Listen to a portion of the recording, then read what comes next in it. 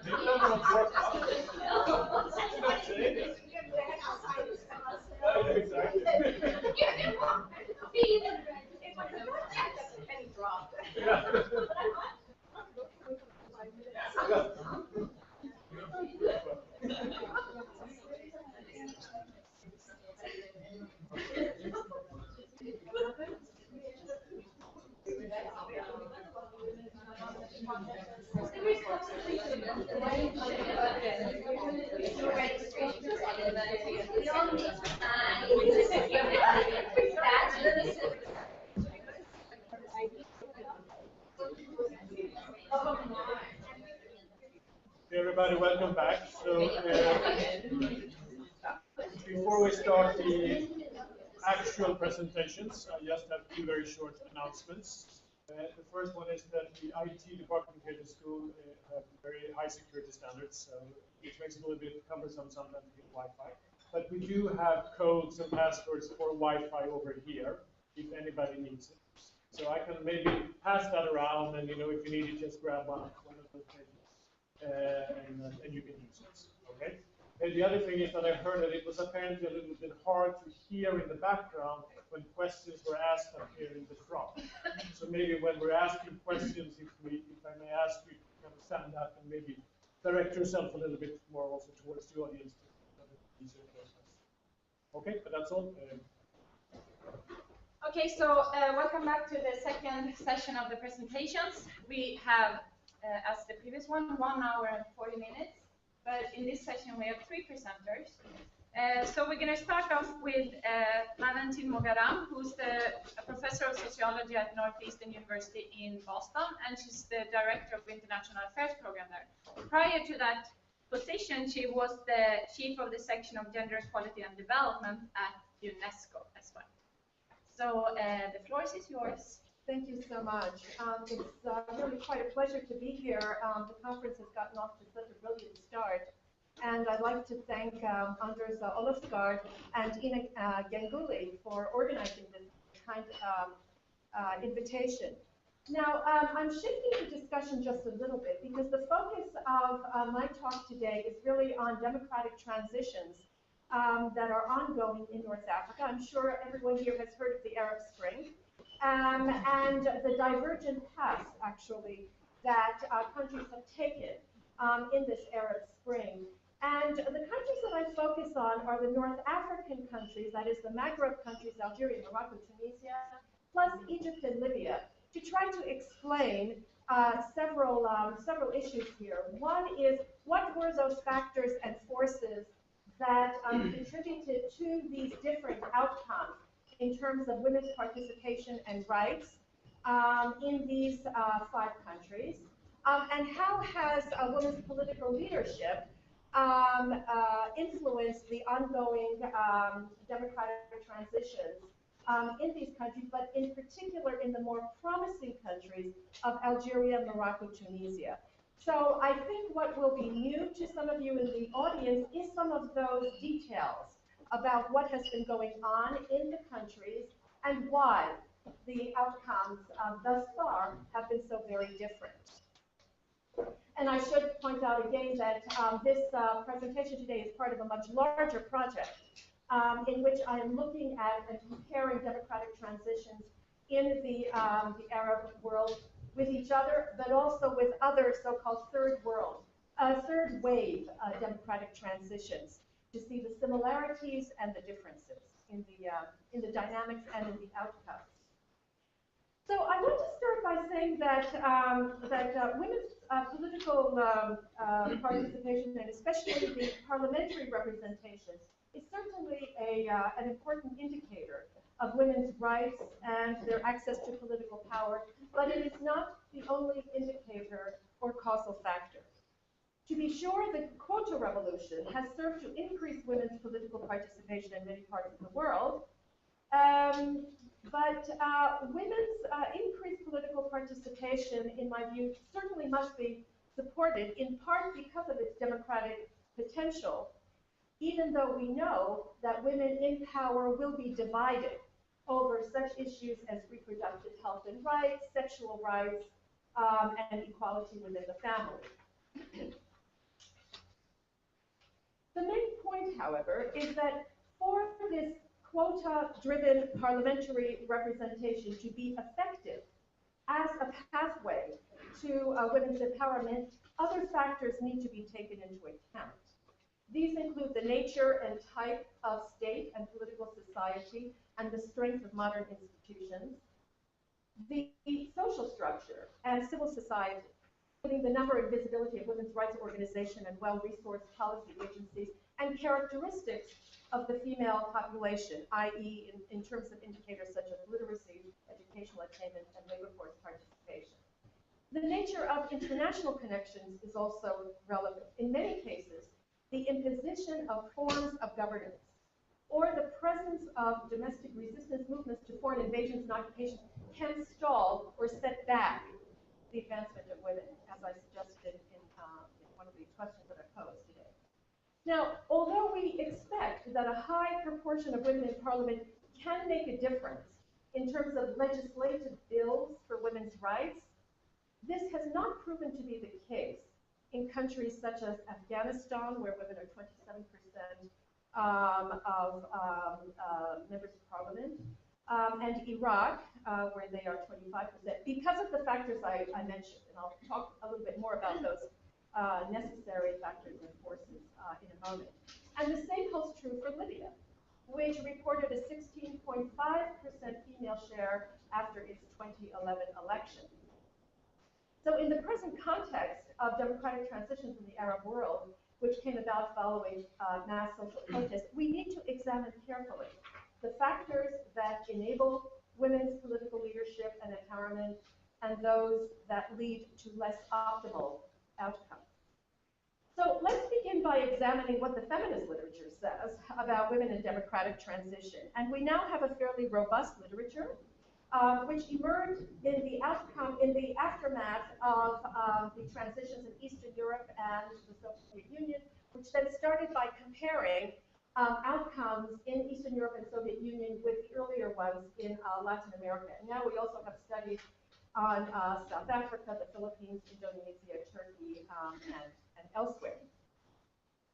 And the literature points out that during transitions or in the course of the preparation of new elections, women mobilized across class and party lines to demand that incoming democratic governments ensure women's equal participation in politics. And yet, not all democratic transitions have resulted in women's participation and rights. Not all transitions have seen women mobilizing as women, and not all transitions to democracy have been accompanied by policies and programs in favor of women's full citizenship, gender equality, and leadership. So in this slide, I have summarized some of the literature on democratization and gendered outcomes, but I've grouped them in terms of a framework that I had developed earlier on in work I had done on women and revolutions. And of course, we have this sort of egalitarian outcomes and the patriarchal outcomes. This might look a bit too stark, missing some nuances and such, but I present it as a kind of Weberian ideal type, just to highlight the the differences. So Argentina, Brazil, Chile, Philippines, South Africa, Northern Ireland, these are some of the cases of democratic transitions which actually saw women mobilizing as women, and therefore the outcomes were very, very positive in terms of some of these institutions and laws and so on that resulted. In the more patriarchal cases, certainly Eastern Europe and Russia, at least in the early years, in the immediate outcome of those transitions, the picture didn't look very good for women. And I've also included Indonesia and Turkey there. These are regarded as democratic transitions in Muslim-majority countries. Indonesia did not get off to a very good start. It might have looked pretty good at one point in the early part of this century, but there is now, as in the case of Turkey, some problems in terms of increasing levels of religiosity, also coming from governments and other authority figures, and emphasis on motherhood and such. So my reading of this literature, as well as actual cases, reveals then that there are risks and dangers for women and minorities, by the way, and also economies, by the way, of these types of abrupt changes, these democratic transitions and such. And we can talk about some of the very high-risk cases later on. Algeria was one in the early 90s, also Indonesia and Eastern Europe. But another observation of mine is that these variations in what explains why some countries turn egalitarian and others patriarchal in terms of these outcomes has to do with certain factors and forces which I have grouped here under endogenous and exogenous. So these factors and forces come out of the feminist literature in political science and sociology for the most part. I have some of the key literature included there. And they have to do mainly with the endogenous factors, the pre-existing gender relations, that is to say, prior to the transition. This also works, by the way, for revolutions or other types of similar, big sort of social change processes. The degree of women's mobilizations, the nature of the transition and of the political parties involved, and the ideology, etc., of the new state. So these are the key internal or endogenous factors and forces which help to explain these different outcomes for women. But the exogenous or external factors are also very, very important. I think anywhere in the world, but certainly for the Middle East and North Africa, as I think most of you would understand. Now, the positive exogenous factors and forces are these kinds of international linkages and connections to transnational advocacy networks, this sort of diffusion of the women's rights norms through international organizations, through the media, and through connections to international transnational advocacy networks. Wars, invasions, occupations, dare I say, are never good for women's participation and rights. They tend, we can talk later on about a certain literature that actually does find some kind of a correlation, if not a causation, between high parliamentary representation and actually conflict and war. I have a problem with those studies. But in general, what wars, occupations, invasions do is heighten women's vulnerability. It tends to increase sort of hegemonic masculinity and this notion of the emasculation of men and so on and so forth, who then, for various reasons, tend to take it out on women. And of course, the occupied forces may be the same.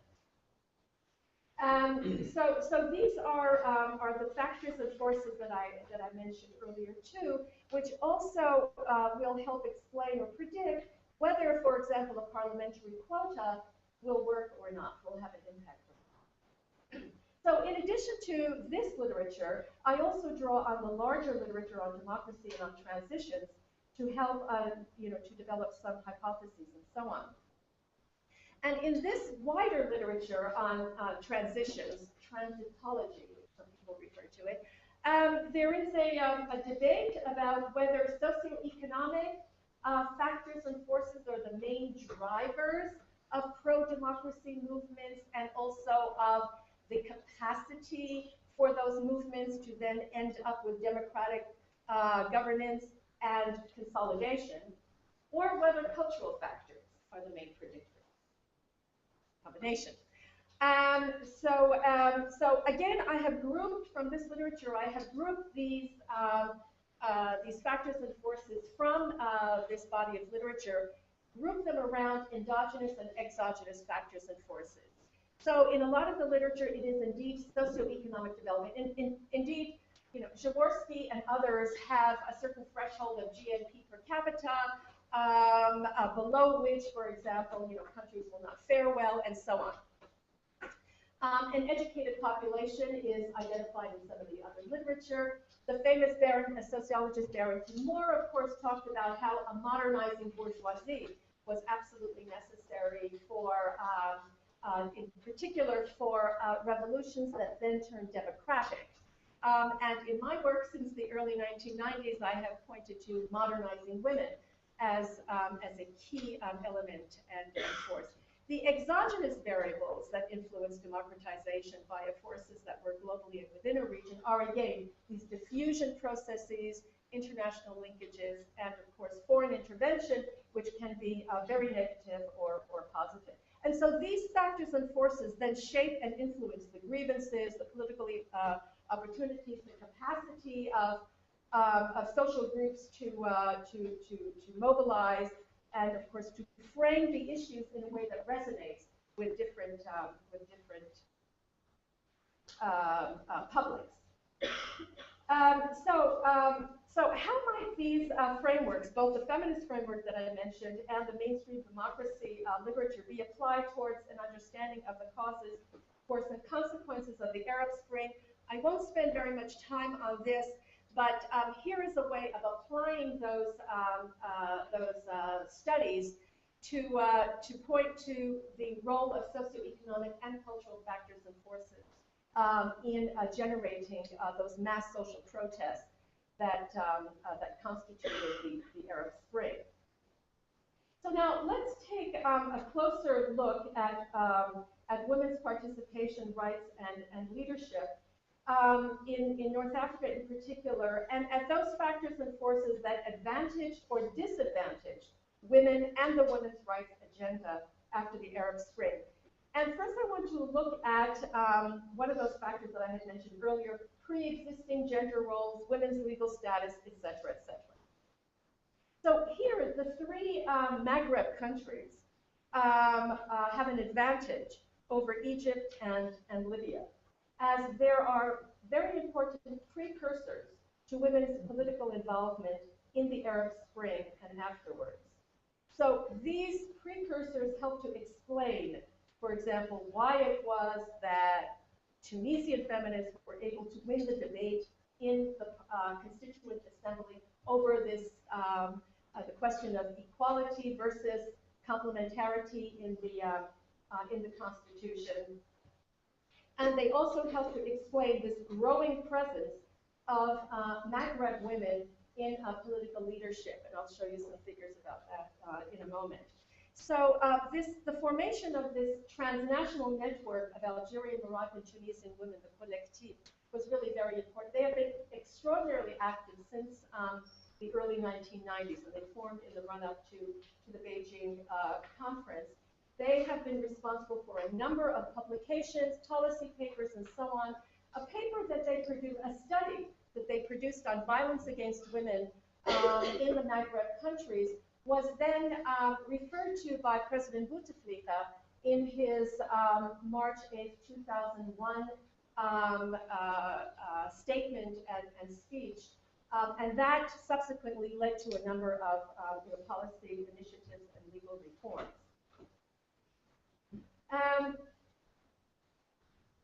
So the formation of this collectif took part at a time when there was a political opening in the early 1990s in the region, and when many kinds of organizations, associations, civil society associations, but in particular women's rights organizations formed, as well as women in development NGOs. Here I have listed a number of the organizations that have come to be formed in North Africa in particular, and the kinds of demands that they have been making very early on. Now, earlier today we were talking about, and there was reference to institutions, and it is no accident, of course, because laws and institutions that are discriminating against women are absolutely necessary, that they be reformed and repealed, that women's rights organizations have made the reform of family law to be the #1 priority. And family law not only has implications for women's civil and political rights, which a lot of people have written about, but it also has implications for women's socioeconomic and labor force participation. Family law tends to suppress both the supply of female labor and the demand for female labor. It's a complicated discussion. We can talk about it later on, but it has that effect. And hence, early on in my career, back in the early 90s, I was arguing that the oil economy is really what has kept women from entering the labor force. And I had that argument for many, many years, long before Michael Ross did. But in more recent years, I discovered that, in fact, these cultural institutional variables are also very, very important. Hence, the reform of family law is absolutely necessary to increase women's labor force participation. So, in contrast to Algeria, Morocco, Tunisia, Libya appears not to have had anything near this kind of experience. And in Egypt, the women's organizations were weak and fragmented. A lot of people in this room probably know more about Egypt than some of the other countries that I'm talking about. But Egypt's role as a leader, as a role model in the region, is an older story. And unfortunately, the country has regressed in the past couple of decades. Now, another way of looking at prospects for women-friendly democratic transitions is to compare, examine and compare social and economic indicators pertaining to the legal status and social positions of women in the 5 North African countries on the eve of the Arab Spring. And this summarizes some of those indicators in 2010 and 2011. Although, if you look at, for example, all right, to summarize, Tunisia does best on almost every single indicator here. Certainly much, much better than Egypt. But if you look at women in the judiciary, again, it's Algeria, Morocco, Tunisia, and Algeria does particularly well. We were talking earlier with Ina and Martina about women in law and the judiciary, and this part of the world is where you will find not only very large numbers of women lawyers who are also organized in women's lawyers associations, but judges. And in a Muslim majority country, this is quite significant. So what the table doesn't include is the fact that on the eve of the Arab Spring, it was also just Algeria and Tunisia that had political parties that were headed by women. Since then, more political parties in Tunisia are now headed by women, and some other countries too, including Morocco, has a socialist party that is headed by women. So in other words, women were very present in both civil society and in political society in this part of the world in particular.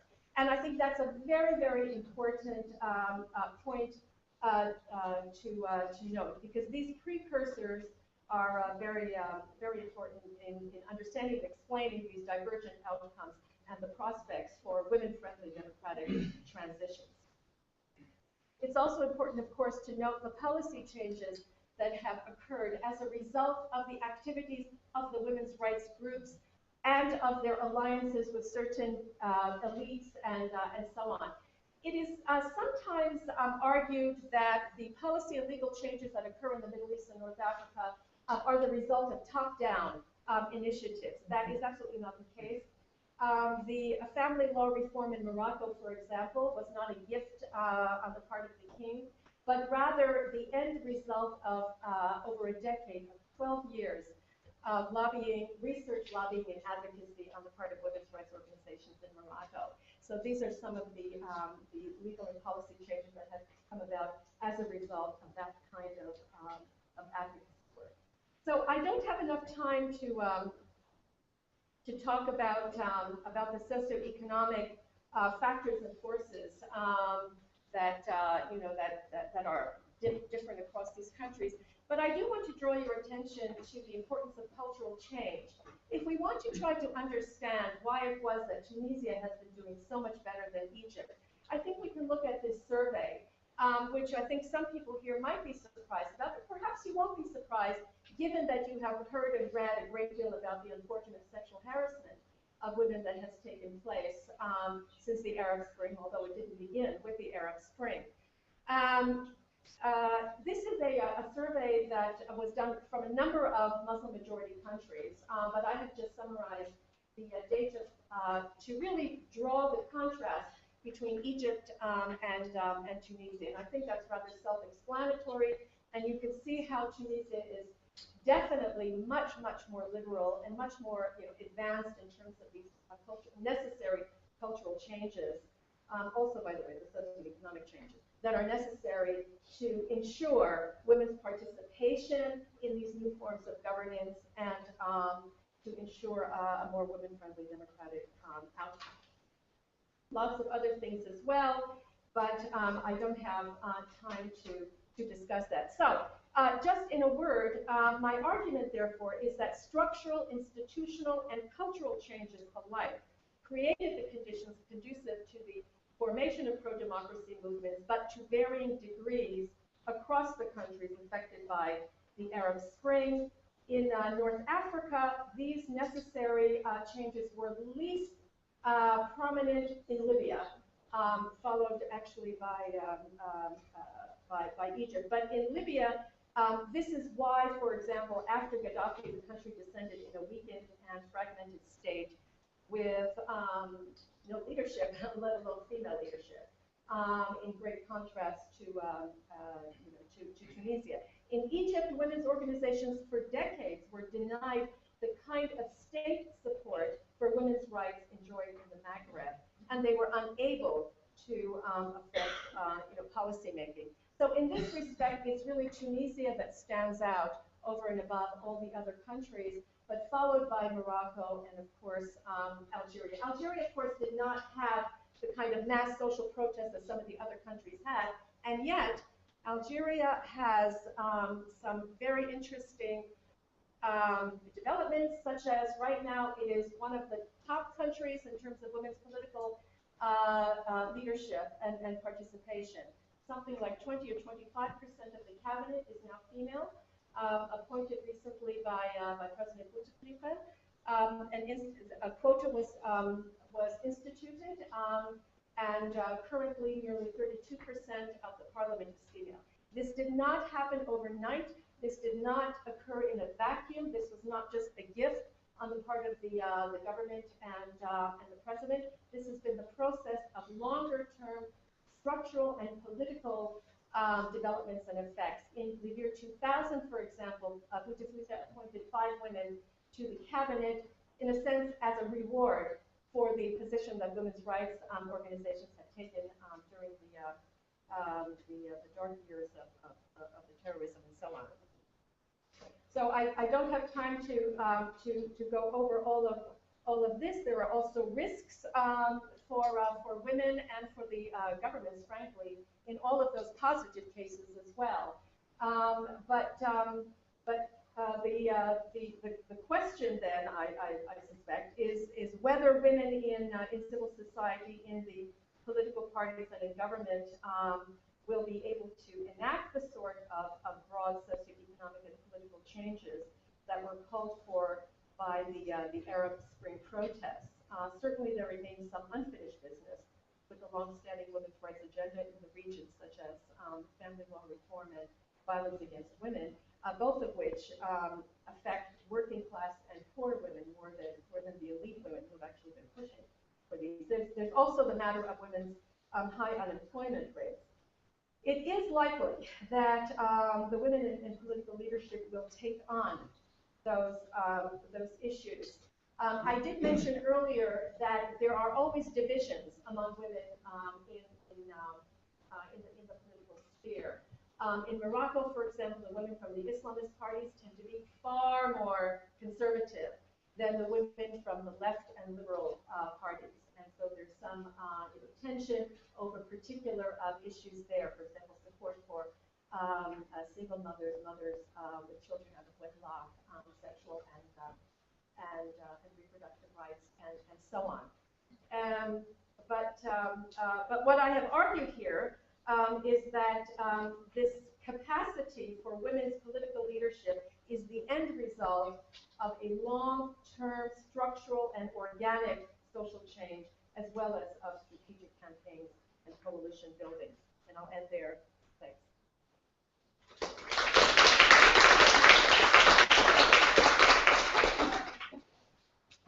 So we open up for questions.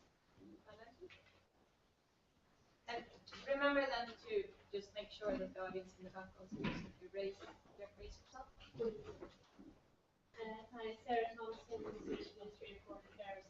As you probably know, South Africa used the wake of the apartheid to actually introduce into their constitution a lot of anti-discriminatory legislation, not just on the basis of race, but also on gender, on sexual orientation and gender identity. And you, I don't know how much you know about, the role, in terms of your theory, the role of women's civil society and how strong they were in South Africa compared to the Maghreb countries. Right. If you could comment on that, if I understand if you don't look at that closely. But then also, secondly, moving forward in North Africa, what is the likelihood, and I'm also very concerned about Egypt and this, the situation of women there, what is the likelihood that women in Egypt will be able to also use a sort of window of opportunity on rewriting the constitution in order to, or even in Libya, for that matter, if there's any hope at all, or Algeria?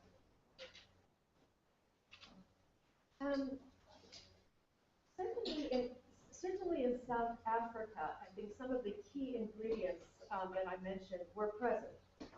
Enlightened government and strong political parties, women in political society and in civil society that obviously had a role in constitution building, and in that immediate outcome that was so very positive and that all of us were so excited about.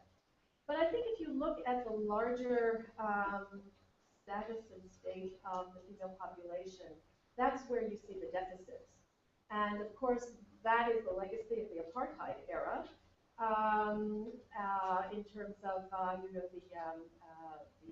lack of access to quality education and so on the part of the vast majority of South African women, jobs, decent jobs, good wages, housing, health, and so on. And I think that is, that's the key problem there. But I think that the other problem is something that, might also have been raised by South African advocates and activists themselves, which might be the post-apartheid and the ANC government, various governments, which perhaps have not done as much as they should have done to end poverty and to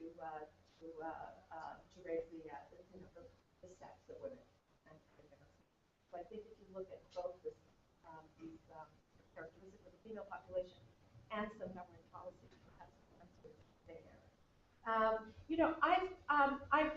after studying the Arab Spring, I've come to the conclusion that one of the lessons of the Arab Spring is that just as we have varieties of capitalism, and by the way, I'm a part of a project which actually started here in Sweden called Varieties of Democracy, there are varieties of authoritarianism. And in some authoritarian contexts, there is room for maneuver for some aspects of civil society, and in particular for women's rights organizations. So again, comparing Tunisia and Egypt, both of them were authoritarian, and yet it was the Tunisian governments, whether Bourguiba or Ben Ali, that presented and projected themselves as modernizers and as champions of women's rights. This was not the case in Egypt. Mubarak never said that. The previous, governments never said that. And so I think that that is a key explanatory factor too. Is the legacy, the institutional legacy of the previous regime as well. South Africa was rather dreadful, but I think that there are some problems with successive governments as well. Can we expect some progress in Egypt? That depends. That will depend both on what the new essentially military government manages to accomplish, and I'm not very optimistic about that. And also the capacity of the women's rights organizations, and thus far they haven't been very influential. Can you say something a little about, in the case of Tunisia, the role played by the socialist syndicates and the labor unions? Because I work quite a lot with the Maghreb region, with parliamentarians in Tunisia in particular, and that was a very important balancing factor when we were working on the constitution, in terms of, Ennahda taking it in a direction, because they were fairly balanced in terms of their percentage of power within society, and reinforced what the women were asking. Absolutely, they played a very important role in the mass protest. And this is another, this points again to the differences. Algeria would be a similar right, socialist countries. Right.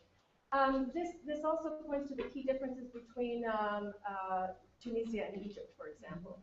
So even under the authoritarian regimes prior to the Arab Spring, there was room for maneuver for the UGTT in Tunisia, but the main trade union in Egypt was completely controlled by and aligned with the state, and that was not the case in either Tunisia or Algeria. Now, one might say, well, why is this the case?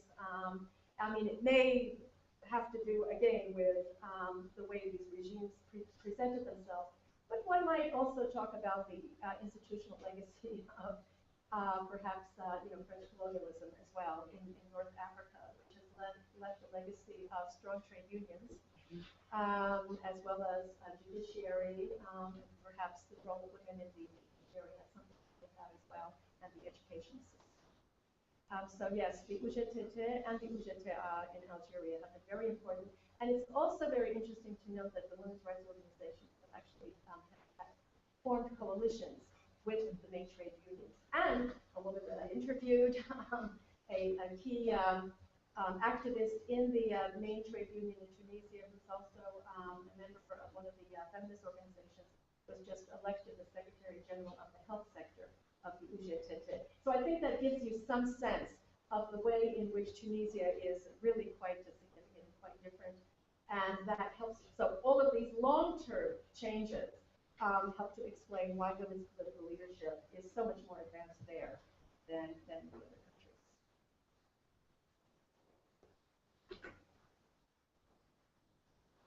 There's one behind you. Yeah. So one thing that came out of the discussion this morning is that men and boys have to play a role in engage. I'm just curious, in the countries you've studied, what role did men play? I guess we talked about the male leaders, but how about at more grassroots level? At the what level? At the grassroots, kind of your everyday. Right. I think that I'm less familiar with the kind of role that is played at the grassroots level, and more so at the level of institutions, organizations, and at the national level. So I know that there has been support in these countries to varying degrees by political leaders and also by trade unionists and the male leaders of particular civil society organizations, human rights organizations, and so on. Of course, for example, with Morocco, the extent to which the family law will actually make a difference in the lives of all the women in Morocco will have to do with the kind of buy-in that that men have as well. Some of the strategies I know that have been used in Morocco to do this is mainly to try to work with local religious leaders, but also to make a kind of a, this is where framing is important, to make a certain case with local men that, well, you wouldn't want your sister or your cousin or your niece to be treated in X, Y, or Z way, would you? So this is why this reform is so important for the country and for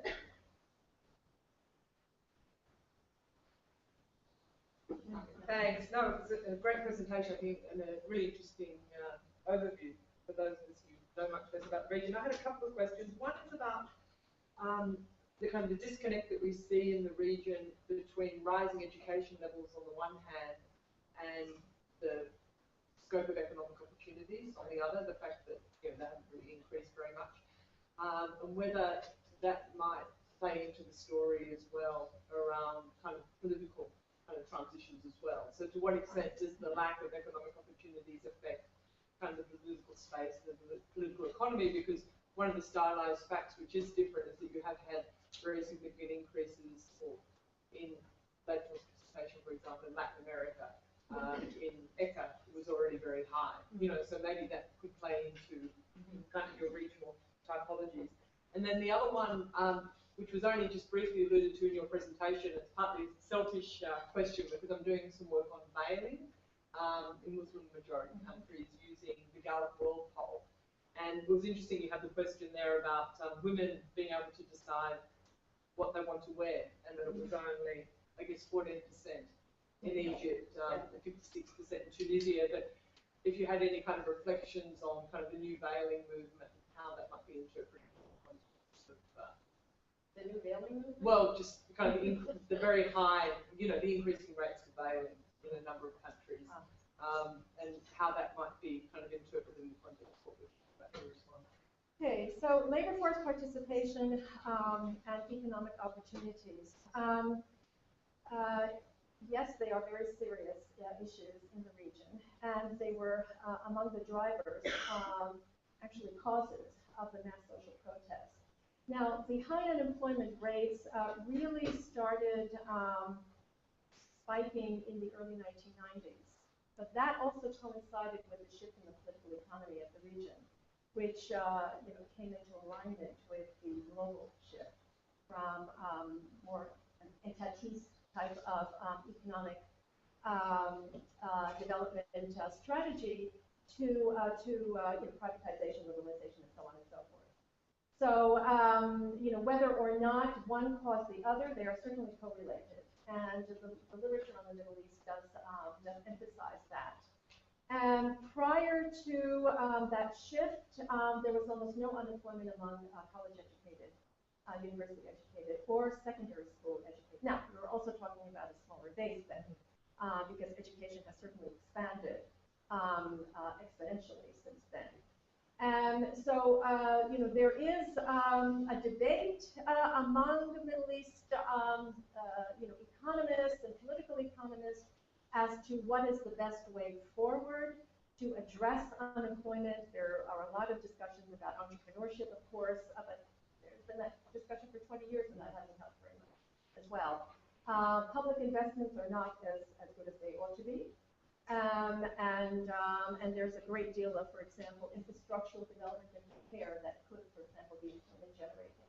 But hasn't been done very much. So, that is a debate that will continue for some time. And yes, the unemployment rates of women are disproportionately high. That is to say, disproportionate to their actual labor force participation. So this is a very serious problem. What do unemployed women do?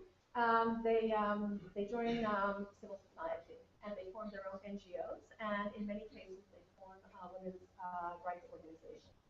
But it's also unemployed women who do that as well.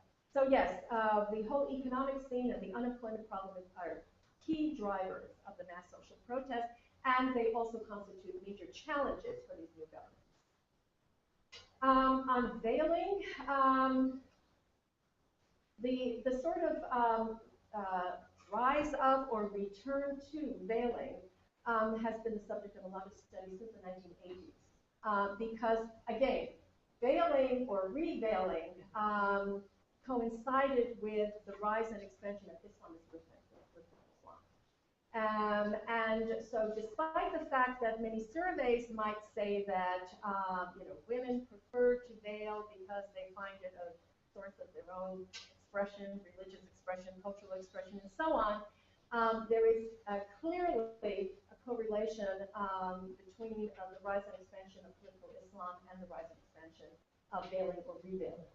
And that is going to continue to be a major source of contention, contestation within the region and also among scholars who are also and academics who are discussing this. But in Indonesia, for example, we are seeing increased levels of veiling and some kind of imposed veiling in public schools. So this is a little bit of a problem, and it actually points to the democracy deficit in Indonesia as well. In the Middle East, as I said, there will continue to be these debates. However, what is also very interesting is that you will find veiled women, and but not heavily veiled, but just with this headscarf, for example, because there are gradations of veiling, and they actually align very nicely with sort of ideological, political affiliations and cultural attitudes and approaches. But you will find women, young women, university women, for example, just wearing the headscarf, who are in favor, for example, of equal inheritance rights. And I interviewed several of them in Tunisia. So that is promising and positive. Thank you very much, Valentin. We have to close for questions now. But Valentin is out here for lunch as well, and she's joining us for the whole day. So there are lots of opportunities. Okay.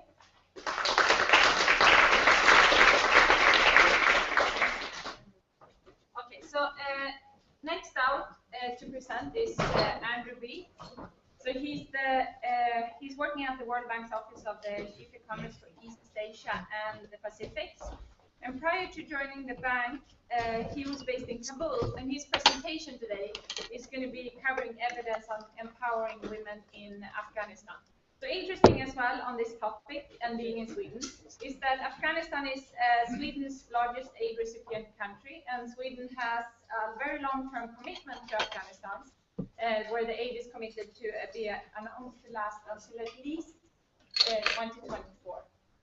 So that's interesting in relationship to his presentation. What is your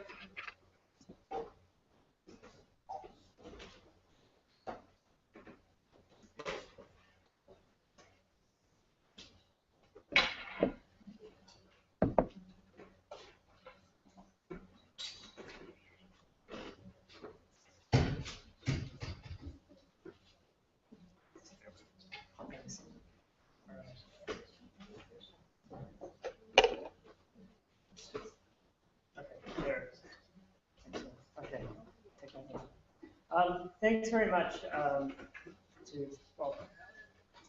the sponsors of the conference for inviting me to talk about this research. And I hope it's a little bit different. It's as we say at the World Bank, a deep dive. Focuses on describing the results of one particular study at one particular point in time. But I hope it will provide some interesting evidence of how development programs can affect informal norms that ultimately constrain women's empowerment in ultra-conservative societies like Afghanistan.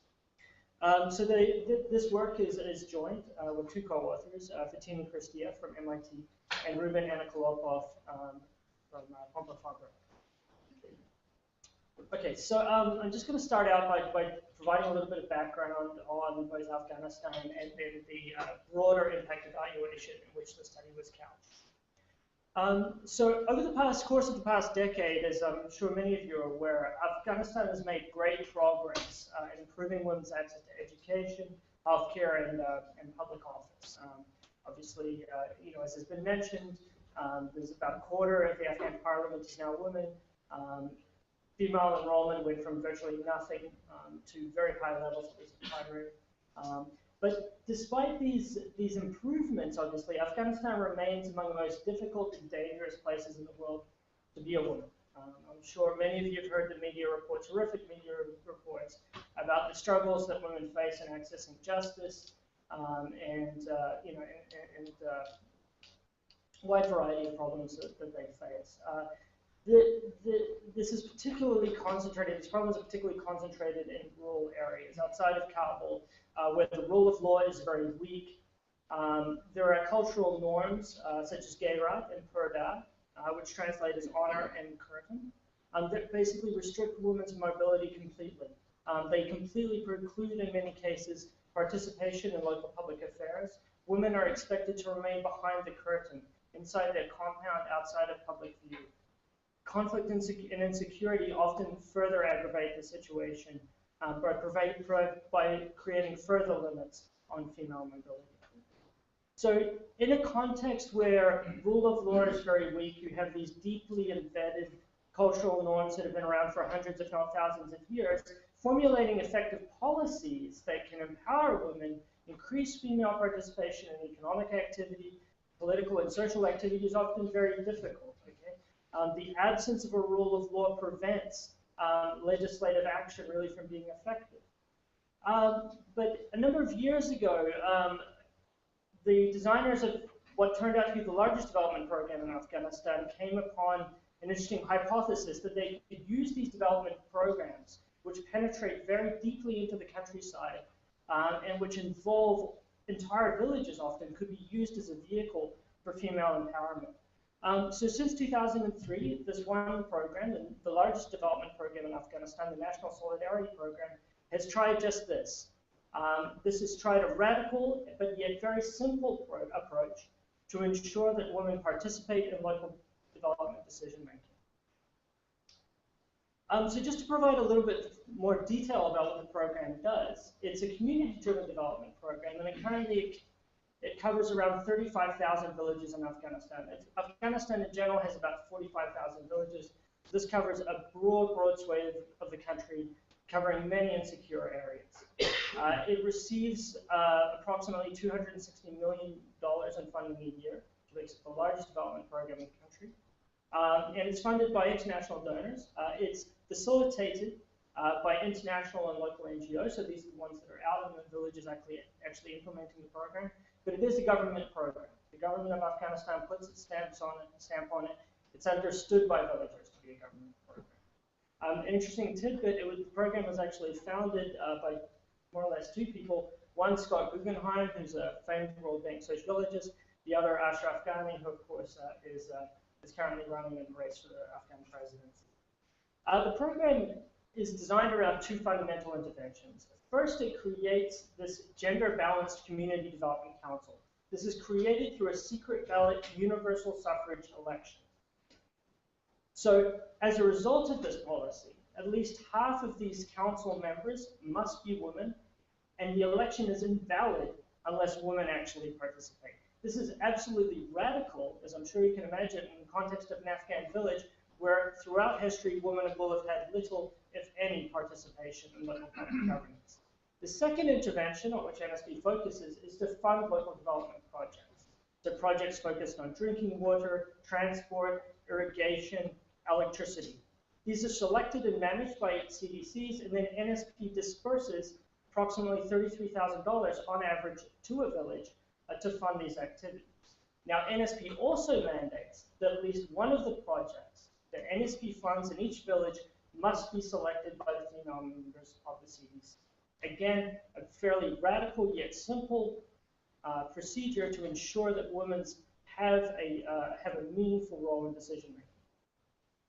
So as Rohini was sort of describing this morning, a number of studies, which she and others, Esther Duflo from MIT, have been involved in, have shown that similar sorts of policies, reservation policies, for instance, in India, can really make a difference in terms of improving attitudes to female leaders within the context of India. The question, though, is that can similar sorts of reservation policies make a difference in an even more extreme context like Afghanistan, where women's role in public office has often been completely precluded? So this is the question that we set out to answer. How did we do that? We, in 2007, happened upon a funding constraint that the program was facing that allowed us to randomly allocate the program across 500 villages. So due to this funding constraint, we held what was the equivalent of a lottery. 250 villages were randomly selected to receive the program. 250 were randomly allocated to a control group and did not receive the program until 2012. So the map up here represents the location of those villages, with red representing the control group that did not receive the program until 2012, green representing the treatment group that received the program in 2007. We had a broad swathe of the country covered with the sample, every region basically except the south. So NSP was implemented across these 250 treatment villages from 2007 to 2012, so a 4-year implementation program. And then thereafter, after the M1 survey in 2011, implementation of the program commenced in control villages. So this randomization that we had, this kind of lottery, if you will, that we held is important because it provides a degree of rigor that's actually necessary to disentangle the effects of the program from the effects of other interventions, pre-existing differences, difference in those characteristics, etc. So that allows us to apply a very simple but powerful comparison and use that comparison between the treatment and control villages to determine what effects these interventions were having on gender attitudes, gender outcomes, and other development indicators. Okay, just very quickly, just to touch on, go over how we collected the data. We undertook 3 rounds of surveys. In 2007, we did a baseline survey, 2009, a midline survey, so it was basically halfway through program implementation, and then in 2011, we did the end-line survey, at which time almost all projects that NSP was funding in these 250 villages were completed.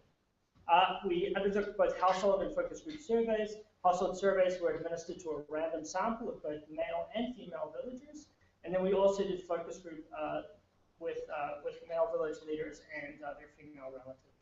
In total, these 3 surveys covered around 47,000 respondents. It was a pretty massive logistical operation in the context of rural Afghanistan. And those 2 diagrams at the bottom sort of just lay that out, display what the structure of data collection was. Okay, so what were the questions that we were looking to answer with this evaluation? Well, we tested basically 2 sets of 4 hypotheses. First set of hypotheses related to gender attitudes. We wanted to know, does NSP increase female political participation? Does it increase acceptance of female political participation? Does it also increase the acceptance of female participation in economic and social activities? So are men willing to let their wives and daughters work and earn income for themselves? Does NSP increase the appreciation of girls' education? Does it make fathers more willing to send their children to secondary and ultimately tertiary institutions? Does NSP increase the acceptance of female participation in local governance? So as NSP is mandating that female participation, does this create this kind of demonstration effect that then allows men in the villages to realize that women can actually do a fairly effective job in managing budgets, making decisions, and guiding the village? We didn't just focus on gender attitudes, though. We also looked at gender outcomes. So we wanted to know, does NSP increase actual female involvement in local governance? Are women, as a result of the program, more involved in the resolution of disputes? Does NSP increase the involvement of women in social activities? Are they more able to meet with other women outside of their household? Which is very, very important, obviously, if you're a woman who's suffering domestic violence or other household problems, to be able to share that experience, to receive counseling from other women in the village, is a critical, sort of assistance to be able to access. Furthermore, does NSP relax the constraint of female mobility? Does having these meetings for women, does it allow other women in the village to move around? Does it kind of relax this norm that women are supposed to remain behind the walls of the compound? Finally, does NSP increase female involvement in economic activity? Are women able to work more as a result of this results of NSP? Are they more involved in the household decision making? So these are the sets of hypotheses that we sought to test with the study. Just to first go to review the effects of gender attitudes. We look first specifically at the impact of NSP on the attitudes to female political participation. So the results here, just to orient you, are presented in two forms. On the table, we basically have the econometric results. We have both the midline and the end-line results. The stars indicate the statistical significance. 3 stars being high level statistical significance, 1%, a lot of confidence, 2 being 5% level, moderate confidence, one star being relatively weak confidence in the statistical significance. If there is no star, then basically we're not able to make a determination that NSP has an effect on that particular indicator. At the bottom, we have these charts, red being the level in the control group, the green being the level in the treatment group. And then overlaid with that are the confidence intervals, 5, 10, and 5, 10, 5, and 1. So basically, if there's a large difference that exceeds the confidence intervals, then there's a statistically significant effect. If the red and the green charts are basically the same level, then there's no statistically significant effect. So what do we see here? What are these results?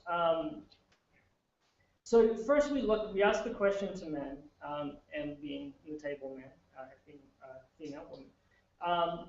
Is it appropriate for women to vote in national elections? At midline, there was no difference, but at endline, NSP was producing a statistically significant 3 percentage point effect in increasing the percentage of men who said that it was appropriate for women to vote in national elections. However, there was no statistically significant effect on whether men felt that it was appropriate for women to be involved in the selection of the provincial governor, nor did it change women's views about whether it was appropriate for other women to run for parliament, presidency, and so forth. However, the program did increase men's appreciation of, or willingness, openness to women seeking national elected office. Again, a relatively small but statistically significant effect.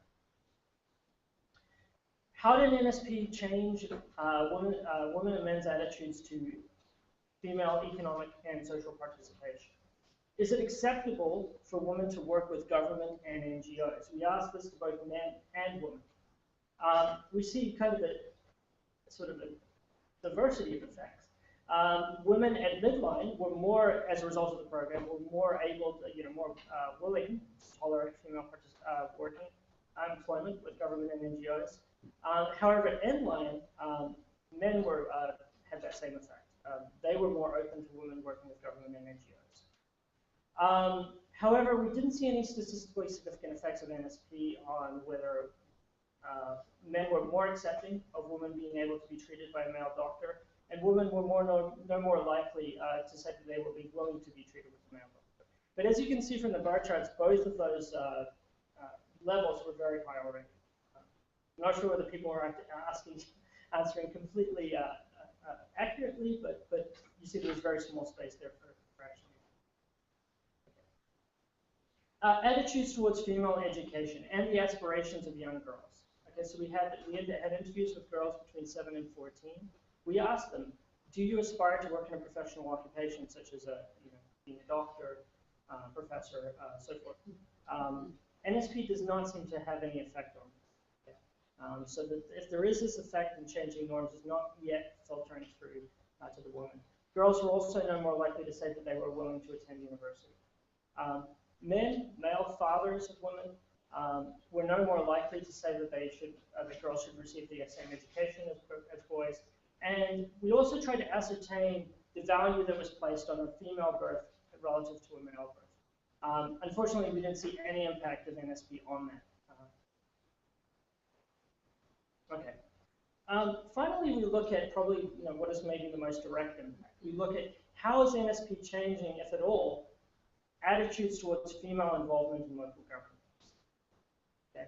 Interestingly, we see only a very weak effect on whether or not women believe that other women should be involved in the selection of the village headman. There's only a very weak effect in anyone. However, interestingly, on the second row down, we see the effects on men of whether they believe women should help select the headman, whether they should be involved. And this is very strong, quite large, 5 to 7 percentage points as to whether or not men should believe that women should be involved. Okay? So does NSP in this particular case, in this example, seems to be really creating quite a relaxation of views as to whether women should participate in important decisions, local public decisions. We see no real changes really in views as to whether women should be members of the village council, and we see no change in the attitudes to whether women should participate in dispute mediation. Okay, so moving now towards the more consequential aspects, the gender outcomes. Female involvement in local governance. Does NSP, this program, this intervention, the mandating of female participation, does it change actual women's role in the village and local public decision making? We see at midline, but not at endline. There's this quite a large increase in the proportion of both men and women who say that there is at least one woman in the village who is respected by both men and women, who are respected by all. That's interesting, but then it falls off at endline for some reason. At endline, however, we see these statistically significant change in these 4 indicators. So we see an increase reported by both men and women as to whether or not women are participating in dispute mediation at the local level. Dispute mediation being a very important local public decision making. In addition, we see this increase in whether women's views are being considered in aid allocation and sort of decision making for local projects. So it seems that NSP is actually having these relatively small but nonetheless statistically significant effects in terms of creating a channel by which women can participate in local public decision making.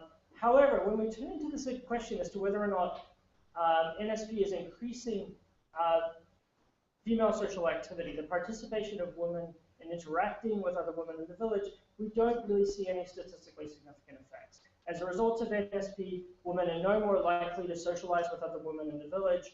They're no more or less likely to know other households outside of their village, to have contact with friends and relatives beyond the village. They're no more likely to discuss maternal or family issues with other villagers. And actually, in somewhat of a paradoxical result, as a result of NSP, they're apparently less likely to discuss local governance issues with other women in the village. So we see no real effects of the program in terms of the broader social life of women in the village. Turn now to the question of female mobility. So does NSP, the mandating of female participation, the creation of this venue, being a council by which women can congregate, does this result in a relaxation of the ability of women to travel outside their compound and beyond their village to other villages and so forth? This is very important, of course, because as I mentioned earlier, women have this quite extreme constraint on their mobility, often across rural Afghanistan. So we looked at a number of different measures. We looked at the number of trips that women took outside the compound during the past 30 days. We saw no effect of NSP on that. We asked women whether or not they regularly left the compound alone or with a small child, i.e., are they able to travel outside the compound without a male chaperone, without their brother or their husband accompanying them. Again, we saw no statistically significant impact. However, we looked at whether or not women were able to visit or had visited the nearest village in the past year. We saw a very strong statistically significant impact at both midline and endline. Also, we saw a statistically significant impact on whether women had visited the district center in the past year. So what we see is that while NSP doesn't seem to be relaxing mobility constraints within the village, it's allowing women to travel beyond the village in a way that they were not able to before.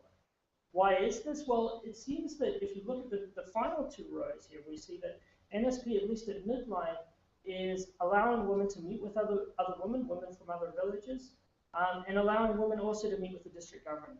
So this then is creating this channel by which women can engage in these meetings. They can make contact with women in other villages, with the government, and then this creates this sort of norm, or change in a norm, which allows them to travel beyond their village in a way that they were not able to do so before.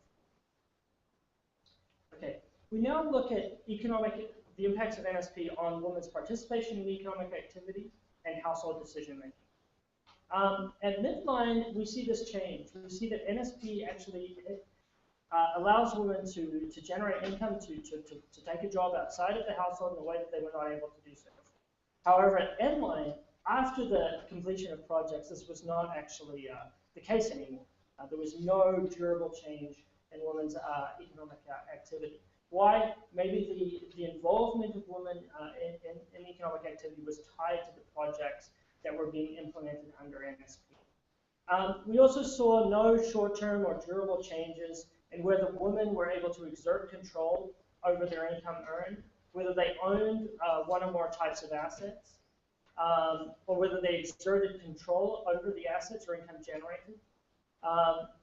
We actually also saw no, and potentially even a negative effect of NSP on whether women were involved in household decision-making related to their children, so whether the children get married, go to school, etc., etc. And they were no more involved as a result of the program in household purchasing decisions. Okay? So at least at the household level, within the household, NSP doesn't seem to really be changing any real social norms, despite the fact that it's having this wider community effect. Okay, so just the final section, I'm just going to talk a little bit about some effects that we found on development outcomes relevant to women. And these were actually very interesting. So what we did, NSP doesn't actually directly fund education. It doesn't fund schools. It doesn't provide subsidies for people to travel to school or so forth. But there may be indirect effects. If women are able to travel beyond the village, then that may allow girls to also be able to travel beyond the village to attend a school in a neighboring village or so forth. And this is actually exactly what we see. Although there is no effect of NSP on boys' school enrollment, it does have this strong statistically significant effect on girls' school enrollment.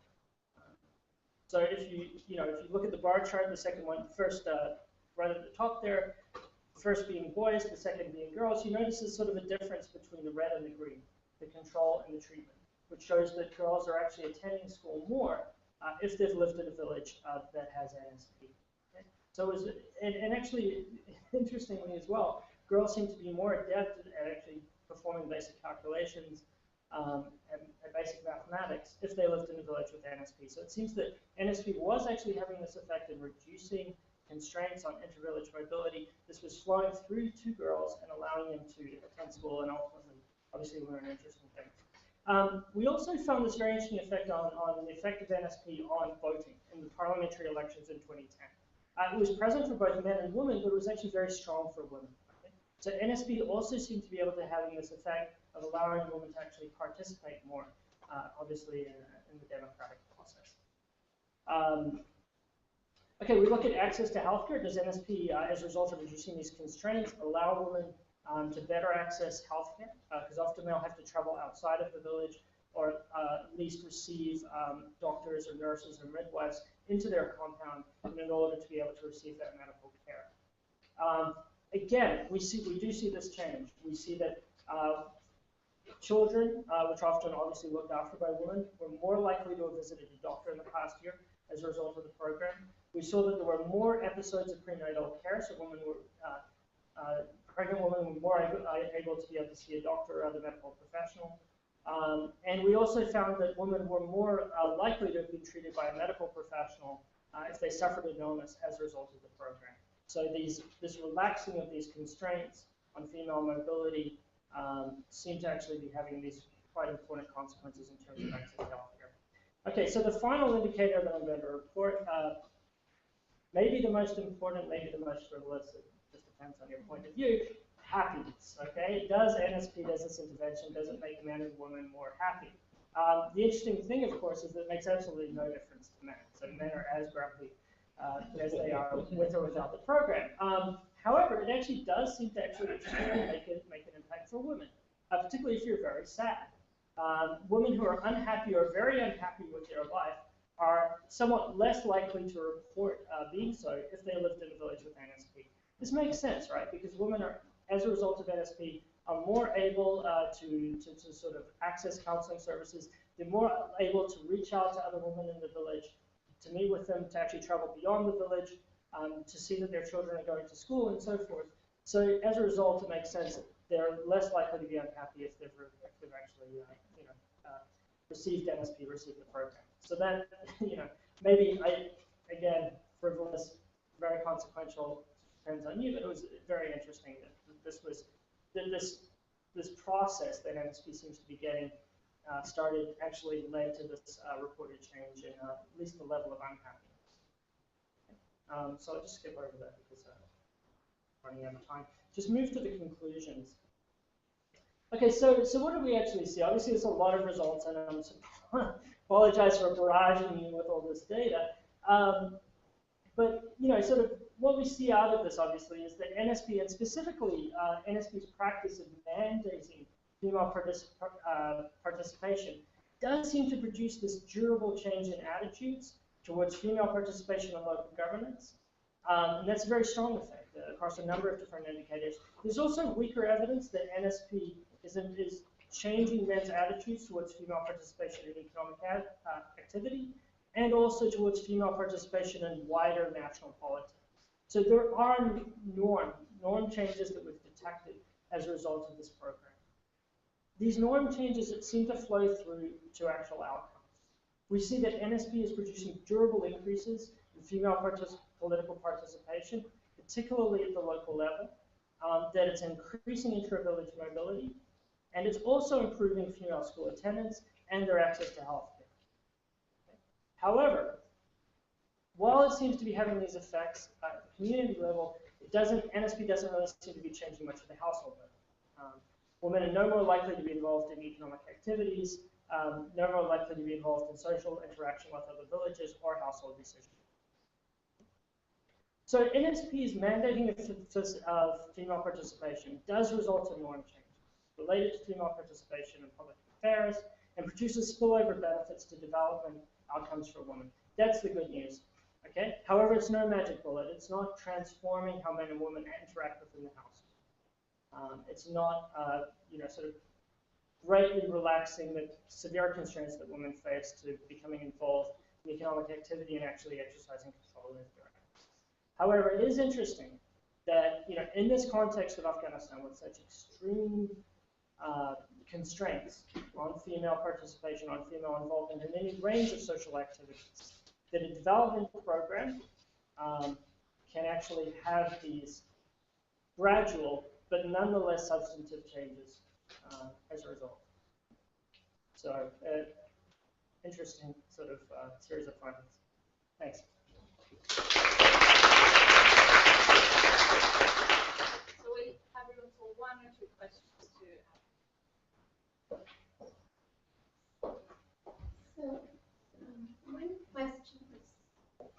one question was, did you look at actually where the money was spent? Because I remember from your slide describing the program, there was a requirement that at least one, sorry. Sorry, no, okay. Yeah, I think sorry. at least one project selected by women had to be funded. So did, in terms of the mechanisms here, you look at that, were they more likely to spend on schools, were they more likely to spend on infrastructure? Almost all of the projects that were prioritized actually went towards human capital development training. So it was more likely to be spent on, things like sewing courses, procurement of materials for livelihoods related to women, and so forth. So there seemed to be sort of a division that would emerge, where the projects that were selected by the villages generally related to infrastructure, your traditional deep water wells, so forth. Whereas those that were prioritized by women specifically focused on human capital development training. And were relatively small projects. So there has been talk, because it's sort of, insofar as sort of there seems to be the sort of ghettoization of the female projects and being focused towards the relatively small projects, which in many cases I don't think were terribly effective. There was a sort of debate within NSP as how you make that actually more effective. How do you actually increase the role? But that would also explain why political attitudes power structures within households may not change because the projects were small scale and they were limited to a small number of people, and the spillovers as well. Right. So, I mean, it would be interesting actually to explore within an SP or a similar development program, what is the consequence of actually making these sorts of requirements more consequential. Now, the challenge you have in a case like Afghanistan is that you can only push so much before you get an extreme pushback from conservative elements. So, many people, before we did this study, there was a lot of anecdotal evidence out there that indicated that these sorts of mandates were stirring up a lot of resentment, were making government very unpopular, were ultimately quite deleterious in terms of their effects of women. So it was very interesting that we were able to show, therefore, that actually most of the outcomes were positive. Now, were you to push further, yes, it could have the effect that you described. It could actually result in a much greater degree of pushback. So I think that's actually an interesting avenue for future research, is that in these sorts of extreme contexts, how far can you push? Okay? We've shown that at least a light mandate can actually have a positive effect. Can you have a more positive effect by going further? That's interesting. I mean, there's actually a very interesting sort of ongoing piece of research in I think Bihar and Andhra Pradesh by Biju Rao, where they're looking at trying to insert messages on domestic violence and stuff like that into these sorts of programs and see whether or not those actually have any effect. It's going to be interesting, and sort of similar sorts of incorporation into NSP would be interesting to look at. So we'll take more questions to Andrew in the lunch break later on, and we're now moving on to the next speakers. Thank you, Andrew. So Andrew is also going to join us all day, so you have plenty of time to ask questions. So the next speaker is Erik Meyerson from SITE. He's an assistant professor at SITE, and he's done very interesting, and is doing very interesting research on Turkey. And he's today going to talk about empowerment and education in Turkey.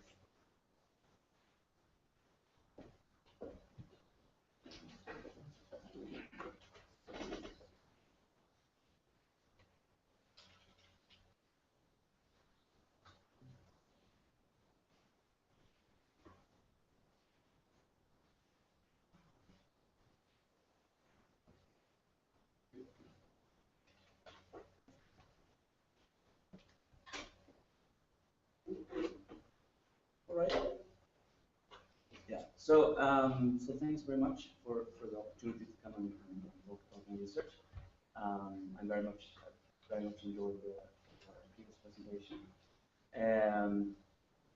So the main question here that I want to get at is sort of how to improve women's rights in the Muslim world. I mean, we've talked about it in general, and I think this session has focused much on that this is a particularly difficult problem in the Muslim world. I mean, I think we heard a couple of good introductions to why this is a problem. I mean, this is